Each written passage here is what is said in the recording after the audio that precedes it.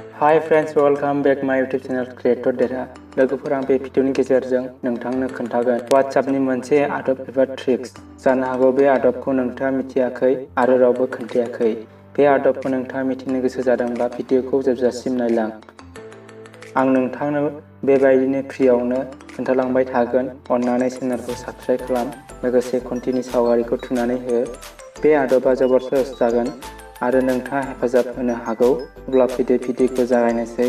लोगोफोर, नोंथाङा बेबायदि पस्ट नुबायमोन नामा? फेसबुक एबा इन्स्टाग्राम आरो माखासे वेबसाइटआव बे मोनसे वेबसाइटनि लग' लिंक बेयाव होदों, मेसेज मी अन WhatsApp, फल' दिस लिंक टु मेसेज मी अन WhatsApp।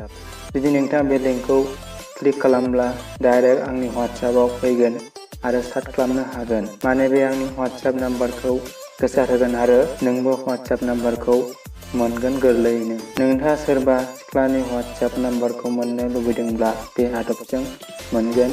जुदि बेयाव क्लिक खालामना होयोब्ला नायदो होनब्ला WhatsAppआ अपेन जाबाय आरो आंजों रायलायनो आरो मेसेज खालामनो हागोन। नाथाय बेबायदि लिंकखौ माबोरै खालामनो? जेराव बेयाव क्लिक खालामनानै नोंथांजों रायलायनो हानाय नोंथांनि लोगो, हिन्जावानो जा हौवानो जा, अब्ला बेबायदि WhatsApp लिंकखौ माबोरै खालामनो? गोसो होनानै नायलां लोगोफोर। बिनि थाखाय नोंथाङा नोंनि मेसेज एप्सखौ अपेन खालाम आरो नोंथाङा बेयाव टाइप खालामदो स्मल लेटारजों HTTPS, बिनि उनाव कलम आरो बिनि उनाव स्लेश आरो WA.me, बिनि उनाव मबाइल नाम्बार, सिगाङाव 91 होग्रो, मानो होनबा जोंनिया इन्डिया, बेनिखायनो 91 जायो।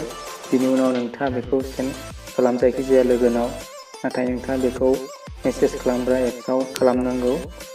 जेब्ला बेखौ सेन्ड खालामगोन, मेसेज एप्सआ बेखौ ट्रेक खालामगोन आरो बेखौ मोनसे इउनिक लिंक खालामना होगोन। बिनि उनाव नोंथाङा बे लिंकखौ कपि खालामदो। जेरावखि जाया पेस्ट खालामबा मोनसे इउनिक लिंक जागोन आरो मोनसे वेबसाइटनि महराव मोनगोन। होमब्ला आं बेखौ फेसबुकआव शेयार खालामनोसै आरो क्लिक खालामबा अट'मेटिक नोंनि WhatsAppआव फैगोन। फन नाम्बारखौ सेभ खालामनो गोनांथि गैया, डाइरेक्ट WhatsAppआव मेसेज खालामना लायनो हागोन। गोरलैयैनो सोरनिबा सासेनि WhatsApp नाम्बारखौ नोंथाङा मोननो हागोन। जुदि मोजां मोनदोंब्ला लाइक खालाम, गासिबो लोगोफोरनो थारैनो शेयार खालाम। दासिमबो आंनि चेनेलखौ साबस्क्राइब खालामाखैबा साबस्क्राइब खालाम। बेजों लोगोसे घन्टिनि सावगारिखौ थुनानै हो, मानोना आं लेटेस्ट भिडिअ आपल'ड खालामनायखौ नोंथांनिसिम सिगांसिन सौहैयो। उननि भिडिअआव लोगो मोननायसिम बाय बाय। जै बर' हारिनि जै, बर' राव गेवलांथों।